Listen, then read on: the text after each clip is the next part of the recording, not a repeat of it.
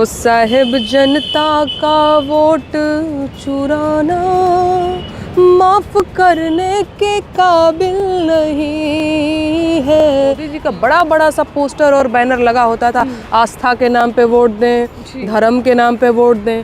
तो चुनाव आयोग को तो सख्त कार्रवाई करनी चाहिए। जब चुनाव आया तो गंगा मैया को मैंने साफ किया है, वोट दे दो। मुस्लिमों के लिए तो ये सरकार जो है एकदम काल बन करके आई है। और मोदी जी अपने भाषणों में मंगलसूत्र, मुजरा, मुसलमान, मछली, मटन, इससे आगे नहीं बढ़ पाते हैं। और फिर बाद में कहते हैं हम लोकतांत्रिक हैं, हम बहुत जो है देश में लोकतांत्रिक माहौल बनाने की कोशिश कर रहे हैं। अच्छा, हिंदू धर्म को खतरा है और हिंदू धर्म को खतरा बीजेपी से है। प्रयागराज में बच्चे नॉर्मलाइजेशन के खिलाफ प्रदर्शन कर रहे थे। इससे ज़्यादा और अच्छे दिन क्या होंगे? अच्छे दिन तो आ ही गए हैं।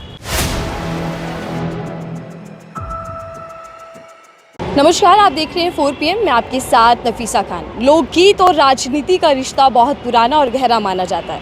माना ये भी जाता है कि जब जब सत्ता बेलगाम होती है तो लोकगीत के माध्यम से लोक गायिका अपने शब्दों के ज़रिए सत्ता को आईना दिखाने का काम करते हैं। और ऐसी एक शख्सियत हमारे साथ हैं जो अपने यूपी में काबा गीत से फेमस हुई, लोकप्रियता पाई और उसके बाद एक के बाद एक सत्ता की आंखों में आंखें डालकर सत्ता के विरोध में जनता की आवाज़ बनने का काम कर रहे हैं। नेहा सिंह राठौर परिचय की मोहताज नहीं है। बहुत बहुत धन्यवाद, आपने समय दिया, अपने बेहद कीमती समय में से कुछ समय जब हमारी ऑडियंस आपको सुनना चाहती है, देखना चाहती है।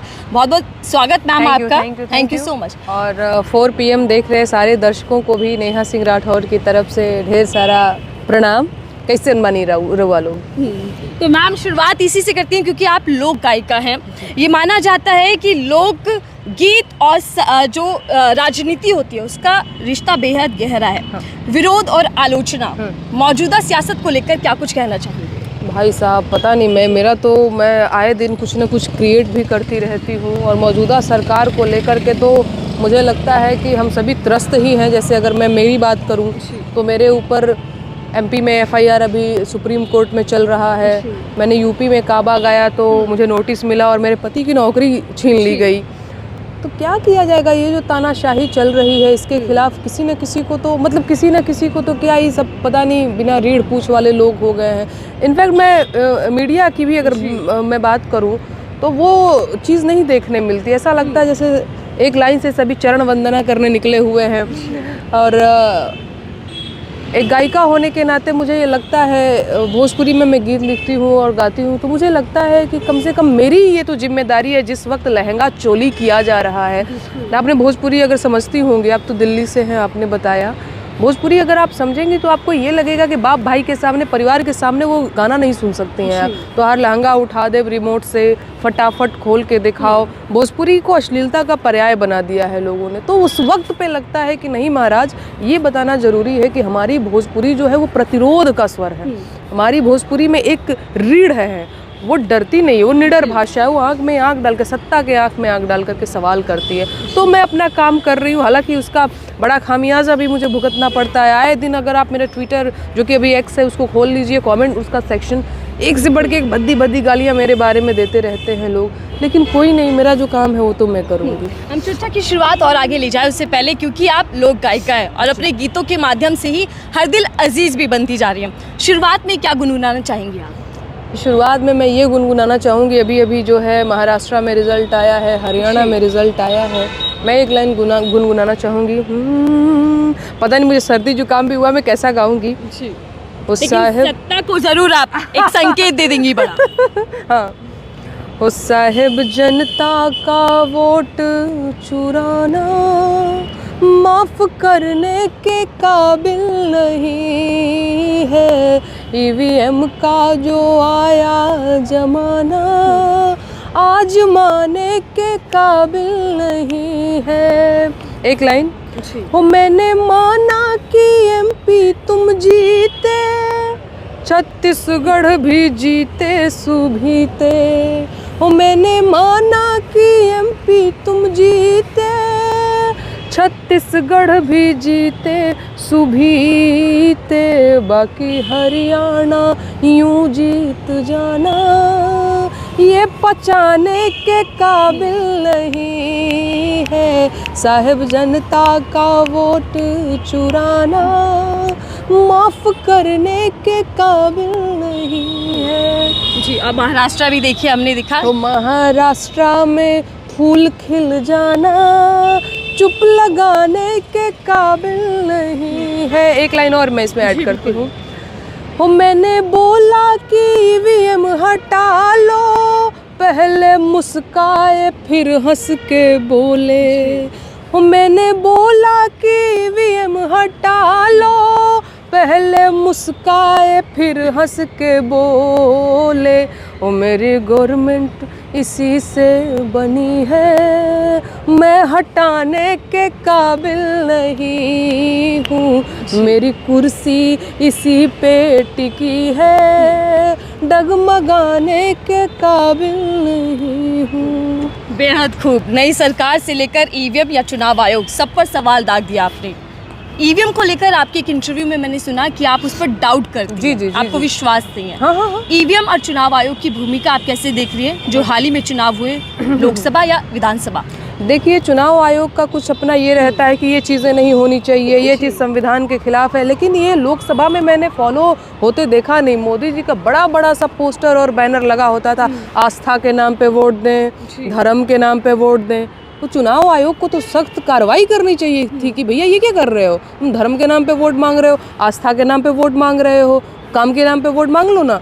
2014 में आए थे ना ये कह करके कि 2 करोड़ नौकरियां दे दूंगा, बेरोजगारी हटा दूंगा, महंगाई हटा दूंगा, 15 लाख खाते में आ जाएंगे। तो उसके नाम पे तो आपने वोट मांगा नहीं। जब चुनाव आया तो गंगा मैया को मैंने साफ किया है, वोट दे दो। तो चुनाव आयोग को इस पे जो है सख्त कार्रवाई करनी चाहिए थी, जिनकी भूमिका मुझे बहुत समझ में आई नहीं। और मैं महिला आयोग की भी बात करना चाहूँगी। एक और चीज़ मैं इसमें ऐड करना चाहूँगी, कंगना रनौत की जिस दिन ट्रोलिंग हो रही थी, आपका नाम क्या है?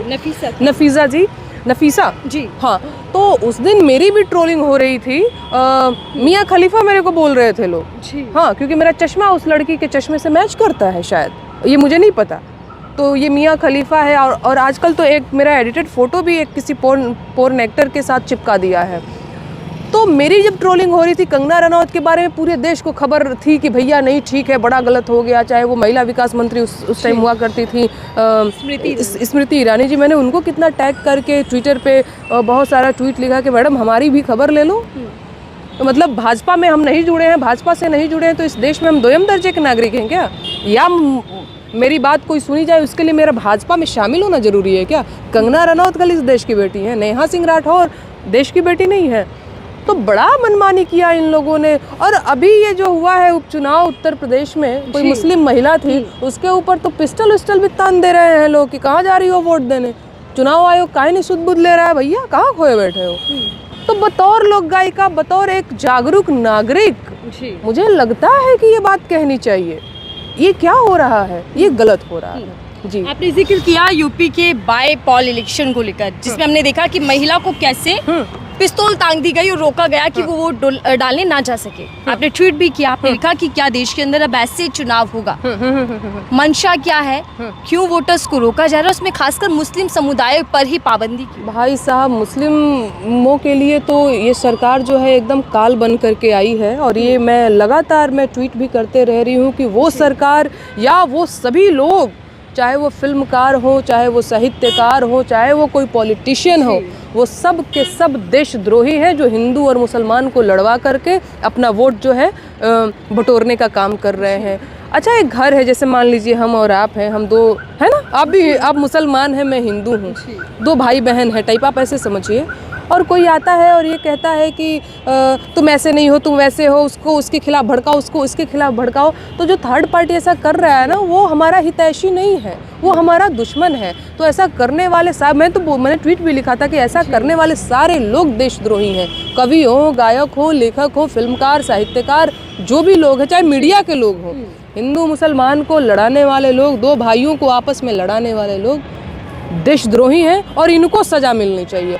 खैर, आए दिन मेरा नाम नेहा खान बताया जाता है। ये बताया जाता है कि ये जो लड़की है वो बड़ा मुसलमानों का साथ देती रहती है, ये नेहा खान है। ये मेरे बारे में लोग बताते रहते हैं। मैं ट्रोलर्स पर आऊँगी। नेहा जी, हम इधर थोड़ा सा आकर बातचीत करते हैं। आपने जब ऐसी तस्वीरों को लेकर ट्वीट किया।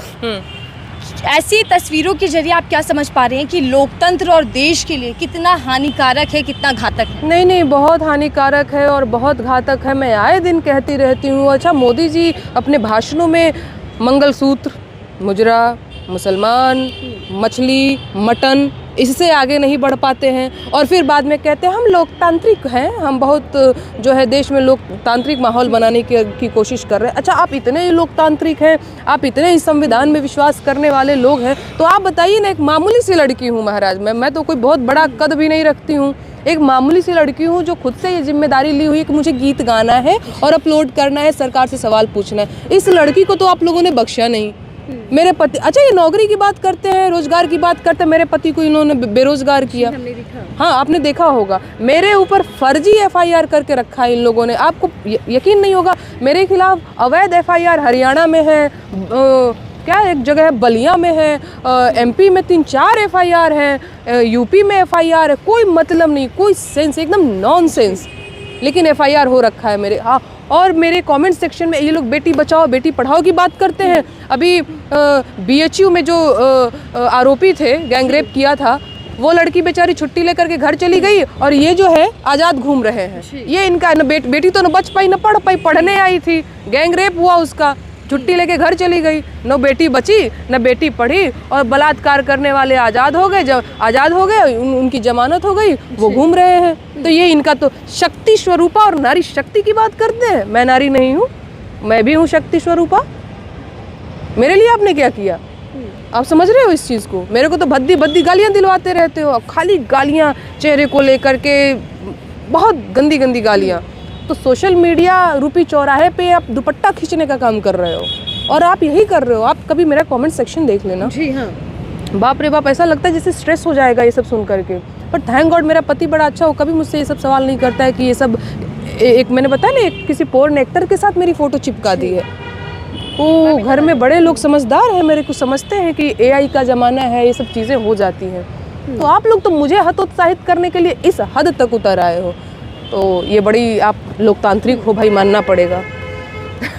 नेहा सिंह राठौर जो एक मामूली सी लड़की हैं, लोक गायिका हैं, सरकार उनके गीतों से इतना डर क्यों जाती है, असहज क्यों जाती है, चाहे वो यूपी में काबा हो या फिर कोई और सवाल आप दाग लेती है तब? हाँ, उनको शायद ये लगता होगा कि कहीं उनका वोट न गड़बड़ा जाए, ऐसे उनको कोई चिंता नहीं होती है। मैं सच बताऊं, मैं गाती रहूं गाना, उनको कोई फ़र्क नहीं। जब उनको ये लगेगा कि वोट थोड़ा इधर का उधर हो सकता है, तभी उनको ये सब करने का मन करता है कि इनको हतोत्साहित करने का काम, तो वोट का डर लगता होगा। जैसे आप पर भी एफआईआर हुई, आपके हस्बैंड की नौकरी चली गई और काफ़ी ट्रोलर्स जो हैं आपको ट्रोल करते हैं।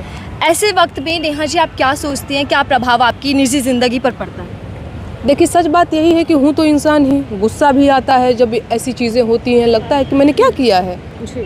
लेकिन सच बात यह है कि अब इतना ज़्यादा इन लोगों ने अति कर दिया है मेरे साथ कि मैंने अब इन चीज़ों को चुनौती की तरह ले लिया है। अब बहुत ढीठ बन गई हूँ, अब आओ लड़ेंगे। पहले क्या होता था कि मैं रोने लग जाती थी, ऐसे कैमरे के सामने तो कभी भी नहीं, लेकिन ऑफ कैमरा या घर में, कह रहे हिमांशु लोग ऐसा क्यों कर रहे हैं। लेकिन अभी मुझे लगता है कि रोने का समय नहीं है, बहुत स्ट्रांग बनने का समय है।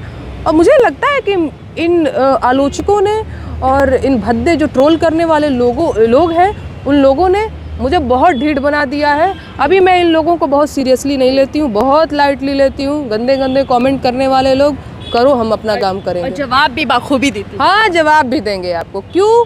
क्योंकि भैया भारत एक लोकतांत्रिक देश है, ये संविधान से चलता है। फलाने बाबू की, फलाने साहब की चौकीदारी यहाँ काम नहीं करेगी, उनको भी आना पड़ेगा, संविधान की बात माननी पड़ेगी। तो संविधान ने मुझे अभिव्यक्ति की आज़ादी दी है, गाना गाने की आज़ादी दी है, बोलने की आज़ादी दी है, अपनी बात रखने की आज़ादी दी है। आप रोक नहीं सकते हैं फर्जी एफआईआर करके और मुझे गंदी भद्दी गालियाँ दिलवा कर। मतलब नेहा सिंह राठौर डरने वाली नहीं है। नेहा जी इधर आइएगा, आप यूपी में काबा से खूब फेमस हुई हैं। मैं चाहती हूँ पहले मेरे दर्शकों को वही आप थोड़ा सा गुनगुना दें। काबा यूपी से लेकर महाराष्ट्र और दिल्ली में। ठीक ठीक ठीक। अरे खत्म रोजगार बा, बाबा के सरकार बा, हाथ रस के निर्णय जो हथ लड़की के परिवार बा। काबा यूपी में काबा, अरे मंत्री के बेटवा बड़ी रंगदार बा, किसानन के छाती पे रौंदत मोटर कार बा, ए चौकीदार बोला के जिम्मेदार बा। काबा यूपी में काबा, कोरोना से लाखन मर गईले, लासन से गंगा भर गईले, टिकठिया कफन नोचत कुकुर बिलार बा। ए बाबा काबा, यूपी में काबा, अरे राम राज के झांकी बा, काशी मथुरा बाकी बा, गोरखपुर में खून से रंगल गोतल पूरा खाकी बा। अरे काबा, जिंदगी झंड बा फिर भी घमंड बा। और ये खूब चला, काबा खूब गुनगुनाया गया और हर इलेक्शन में पूछा जाता है कि काबा कितने असल मुद्दे जो जनता के उठाए जा रहे हैं। नेहा जी आगे बढ़ते हैं, आपने एक ट्वीट में लिखा कि हिंदू धर्म खतरे में है और खतरा भाजपा से। भाजपा तो हिंदुत्व एजेंडा लेकर चलती है, यात्राएं निकाली जा रही हैं केंद्रीय मंत्रियों की ओर से। बिल्कुल हिंदू धर्म को खतरा है और हिंदू धर्म को खतरा बीजेपी से है।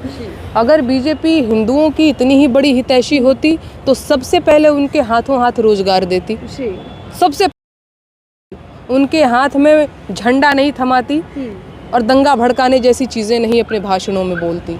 तो हिंदुओं को खतरा है बीजेपी से। जितने भी हिंदू हैं उनको संभलना पड़ेगा और ये जानना पड़ेगा कि उनका असल हितैषी कौन है और दुश्मन कौन है। बीजेपी को खतरा है, सॉरी हिंदुओं को खतरा है बीजेपी से। हाँ, लेकिन बीजेपी तो कह रही है कि एक रहेंगे तो सेफ रहेंगे। ठीक कह रही है, बटेंगे तो कटेंगे। बिल्कुल ठीक कह रही है, हम और आप एक रहेंगे तभी सेफ रहेंगे, ये जाने रहिए। मैं तो कह रही थी हिंदू मुसलमान एक रहेंगे तो सेफ रहेंगे, बटेंगे तो कोई आएगा उन्हें जो है मूर्ख बना ले जाएगा। आपका और हमारा एक रहना बड़ा जरूरी है, एक रहेंगे तो सेफ रहेंगे। हिंदू मुसलमान एक रहिएगा, बटिएगा नहीं। हाँ, ये मैं क्या कह रही हूँ। बाबा बागेश्वर हाँ, इन दिनों खूब चर्चाओं में यात्रा निकाल रहे हैं सनातन धर्म को लेकर। हाँ, हाँ, हाँ। और कह रहे हैं कि अभी तो मात्र 20% हैं, तब पत्थरबाज करते हैं जो विशेष धर्म को लेकर टारगेट कर रहे हैं। अगर ये 50% हो गए तो बेटियों को उठा ले जाएंगे हिंदू की। हाँ, मैं तो देखती रहती हूँ। इन बाबाओं का बड़ा अमृत काल चल रहा है, बस इतना समझिए। ये वक्त है, इन लोगों का वक्त चल रहा है, बस इतना जान लीजिए। अभी एक और लड़का है, वो क्या नाम है, वो हनुमान जी बन के सीताराम मैं कहता हूँ, अभिनव अरोड़ा कोई है जी। क्या नाटक चल रहा है धर्म के नाम पे, बाप रे बाप। इन लोगों के खिलाफ कोई एक्शन लेने वाला नहीं है। ये जो है हमारे धर्म का और हमारे इमोशन का मजाक बना दिया है। सीताराम नाच रहा है वो लड़का, वो पूरा बन गया है, यहाँ पे सब लगा करके हनुमान जी बना हुआ है। उसको चाहिए कायदे से कि, या उसके मम्मी पापा को भी कि जाओ बच्चा 2-4 अक्षर पढ़ लो, ABCD पढ़ लो, थोड़ा बहुत बड़े होकर संविधान भी जान लेना। ये जो धर्म का एक धंधा चल रहा है, हम क्या कर सकते हैं महाराज? कुछ नहीं। हमने तो उस पर ट्वीट भी लिखा था कि ऐसा है, वो जो धीरेन्द्र शास्त्री जी हैं, आप ही उतर जाइए ना सड़क पे और अपने बच्चों को उतार दीजिए ना। कितने नेता हैं जो कहते हैं कि हिंदुओं को सड़क पे उतर जाना चाहिए, मोर्चा खोल देना चाहिए, नहीं तो उनकी बेटियां छीन ले जाएंगे और ये कर ले जाएंगे। तो उन नेताओं के बच्चे क्यों नहीं आ जाते हैं सड़क पे? तो विदेशों में पढ़ रहे हैं, महंगे महंगे ब्रांड का कपड़ा यूज़ करते हैं, जूता पहनते हैं और बढ़िया पढ़ाई लिखाई कर रहे हैं बड़े बड़े स्कूलों में।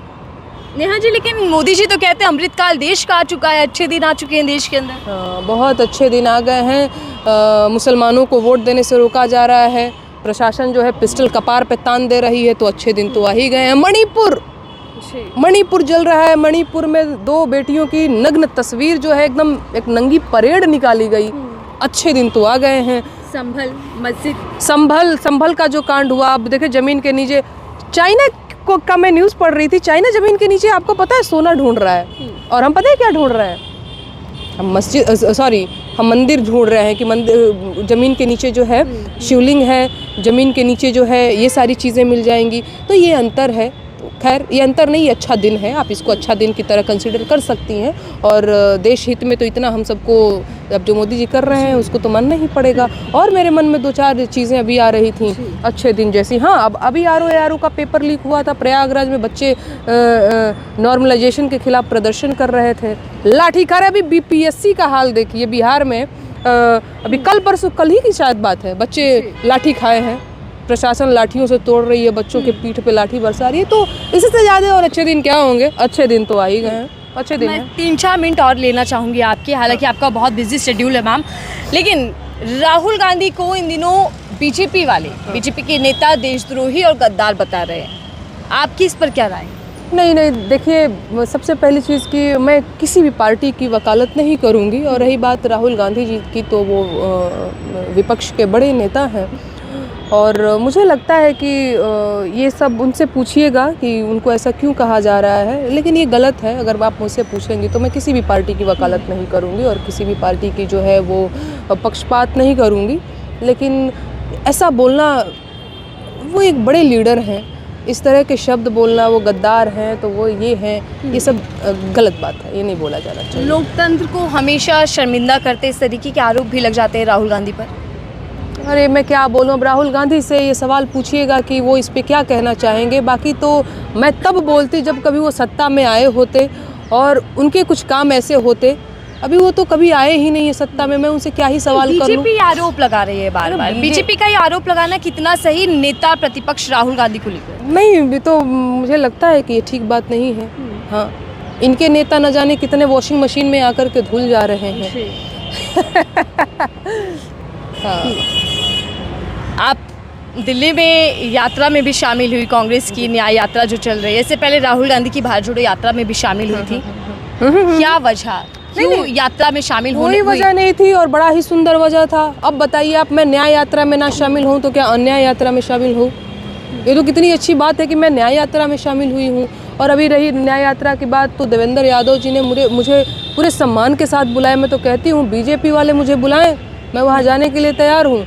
मैं वहाँ भी बेरोजगारी के गीत गाना चाहती हूँ। ऐसा बिल्कुल नहीं है कि मैं कांग्रेस के मंच से गाना चाहती हूँ, मैं बीजेपी के मंच से गाना चाहती हूँ। अगर आपकी किसी से पहचान हो तो कहिएगा, नेहा सिंह राठौर कह रही थी कि बीजेपी यात्रा तो सनातन धर्म को लेकर निकल रही है, एकजुटता, हिंदू एकजुट हो जाइए, अब तो ये कहा जा रहा है, तो आप एक नहीं होंगी क्या? नहीं, मुझे खुद पे बहुत भरोसा है और हम एक हैं। अच्छा, कल एक मेरे को कोई कमेंट कर रहा था हिंदू समाज करके कि हम लोग जाहिल हैं, हम गद्दार हैं। वो मेरे को गद्दार बोल रहा था। मैंने कहा ये भाई, तू हिंदू है तो तुझे पेज बनाना क्यों पड़ रहा है, 4 जगह बताना क्यों पड़? मैं हिंदू में, अरे हूँ तो हूँ, भगवान ने बनाया है, हम ऐसे हैं तो हैं। और हिंदू, मुसलमान, जात, धर्म, बाभन, ठाकुर, भूमिहार, ये सब संयोग का मसला है। कोई बड़ी बात नहीं कि आप हिंदू होती हैं, मैं मुसलमान होती, क्या दिक्कत है? ये हमारे वश में तो है नहीं। आपके वश में है कहीं कोई बीपीएससी या यूपीएससी का एग्जाम करके ना आप तो मुसलमान बनी होंगी और ना मैं कोई बहुत बड़ा एग्जाम क्लियर करके हिंदू बनी हूँ। लेकिन ये है ना कि मैम, जब हिंदू पूरी सरकार है, मंत्री हिंदू, सांसद हिंदू, प्रधानमंत्री मोदी जी हिंदू, बावजूद इसके हिंदू बचाने के लेकर प्रयास किया जा रहा है, यात्रा निकालने। एग्जैक्टली, आप मुझे कहाँ। अच्छा, एक बात, लोग बोलते हैं कि मुसलमानों से बड़ा खतरा है। अच्छा, मेरी एक दोस्त है, मैं एकदम सच बात बताऊँ, फरीदा बानो उसका नाम है। मैंने उसके घर 9th 10th में मेरी दोस्त थी, हमेशा से सेवई जा कर के खाई है, कभी मुझे उसे खतरा महसूस नहीं हुआ। अभी मैं कल कोलकाता जा रही हूँ, मुझे एक जने ने बुलाया है, वहाँ पे कोई मुशायरा है, वो कोई मुस्लिम है। अभी मैं समस्तीपुर गई थी, उनका नाम कोई फैज़ी है, मुस्लिम है। अभी मैं गई थी दरभंगा, उनका नाम इरशाद है, उन्होंने मुझे बुलाया पूरे सम्मान के साथ। भाई, मुझे कभी कोई लाठी लेके नहीं दौड़ाया, बड़े सम्मान के साथ बुलाया। मुझे कभी मुसलमानों से कोई खतरा मुझे नहीं महसूस हुआ। पता नहीं कहाँ है लोग जिनको खतरा महसूस हो रहा है, मुझे नहीं महसूस हुआ। और रही बात एक और चीज़, लोग हमसे सवाल पूछते रहते, बताओ बांग्लादेश में हिंदू मारे जा रहे, तुम नहीं बोल रही। मैं कहती हूँ कि तो इसका संज्ञान तो मोदी जी को लेना चाहिए, मोदी जी अथॉरिटी रखते हैं। अरे भाई, जो अपने देश के आदमियों को लड़ा रहा है, जो अपने देश को नहीं बख्शा, उसको ये मालूम है बांग्लादेश में हिंदू मारे जाएंगे तो उसका वोट बैंक मजबूत होगा, वो उन्हें नहीं जाएगा बचाने। तो ये बात सारी है, राजनीति वोट बैंक की हो रही है, सारी राजनीति। और मैंने तो एक ट्वीट भी लिखा था कि सरकार जो है वो मंदिर नहीं ढूंढ रही है जमीन के नीचे, वो अपना वोट ढूंढ रही है। और यही मौजूदा देखा जा रहा है। मैं सिर्फ आखिरी सवाल ले रही हूँ जो बेहद ज़रूरी है नेहा जी। ये कहा जाता रहा है शुरू से कि राजनीति का एक धर्म होता है, लेकिन मौजूदा समय में क्या ये लाइनें बदल चुकी हैं, धर्म की राजनीति में परिवर्तित हो चुकी है? हाँ बिल्कुल, आप देख ही रही हैं, धर्म जो है राजनीति पे ज़्यादा हावी है। असल जो मुद्दे हैं, बेरोज़गारी है, महंगाई है, या फिर महिलाओं के सम्मान की ये लोग बात करते हैं। अब अभी जो BHU में हुआ है, गैंग रेप के आरोपियों को रिहा कर दिया गया है, तो मैं सोचती हूँ कि भाई ये क्या चल रहा है, इनकी ही बातों में इतना विरोधाभास है। ये लोग महिलाओं के सम्मान की बात करते हैं, बेटी बचाओ बेटी पढ़ाओ की बात करते हैं। और एक से बढ़ के एक बलात्कारी इनके पार्टी में जाकर के शामिल हो जाते हैं, एक से बढ़ के एक भ्रष्टाचारी वॉशिंग मशीन में जाकर के कल की अवतारी हैं ही उन्हें बेदाग करने के लिए, वो बेदाग कर देते। आने वाले समय में ये भी पूछेंगे कि बीजेपी में काबा। मुझे जो पूछना होगा समय समय पर, जो ज़रूरत लगेगी मैं पूछ ही लूँगी। बाकी फ़िलहाल तो स्थिति और माहौल बहुत ज़्यादा ख़राब है, बहुत ख़राब है।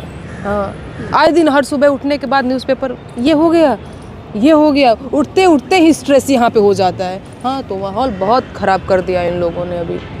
ठीक है, धन्यवाद हमें समय देने के लिए और नेहा जी बताने के लिए कि राजनीति में काबा मौजूदा समय की सियासत से लेकर चाहे चुनावों का रिजल्ट रहा हो या फिर कह दीजिएगा कि ज्वलंत मुद्दों को लेकर अपनी राय बाखूबी रखी, बुलंद आवाज़ के लिए जानी पहचानी जाती है। और नेहा जी ने एक बार फिर पूछ लिया है कि आखिर मस्जिद के नीचे मंदिर ढूंढने में काबा, क्या वोट बैंक तो नहीं छुपावा? ये ट्राई कर रही थी मैं भी कुछ। बहुत बढ़िया, बहुत बढ़िया, बहुत अच्छा। धन्यवाद हमसे बातचीत करने के लिए। आपको ये रिपोर्ट स्टोरी कैसी लगी हो हमें ज़रूर बताइएगा। नेहा जी का ये इंटरव्यू आपको अगर पसंद आया हो तो कमेंट बॉक्स में लिखकर अपनी राय ज़रूर छोड़ेगा। फिलहाल दीजिए याद।